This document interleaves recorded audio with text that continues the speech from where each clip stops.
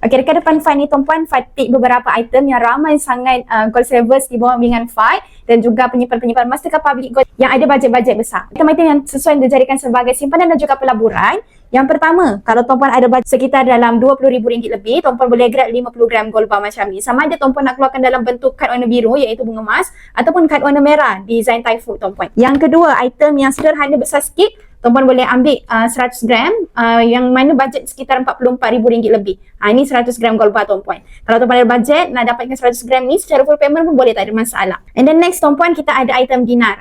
Dinar ni sangat-sangat cantik tuan-puan. Dia adalah shilling emas mata wang Islam. Kalau tuan-puan minat nak keluarkan item 10 dinar macam ni sekitar dalam RM16,000 lebih sahaja, tuan-puan boleh PM Fai, nanti Fai akan bantu tuan-puan cara untuk miliki 10 dinar emas ni. Okay? Dan yang terakhir tuan-puan, kita ada item yang sangat-sangat besar. Kalau tuan-puan ada bajet lebihan dalam RM400,000, tuan-puan boleh grab item 1 kilogram gold bar. 1 kilogram ni umpama tuan-puan pegang 1 biji rumah banglo dekat tangan. Okay? So tuan-puan yang belum lagi ada akaun emas dekat public gold, nak miliki emas-emas dekat public gold sama ada dinar ataupun gold bar macam ni, tuan-puan boleh saja klik link di bio Fai untuk daftar dulu akaun emas tuan-puan secara percuma. Nanti Fai akan bantu tuan-puan macam mana bermula untuk simpan emas. Teruskan follow Fai untuk dapatkan lebih banyak ilmu simpanan emas dan juga kewangan. Semoga bermanfaat.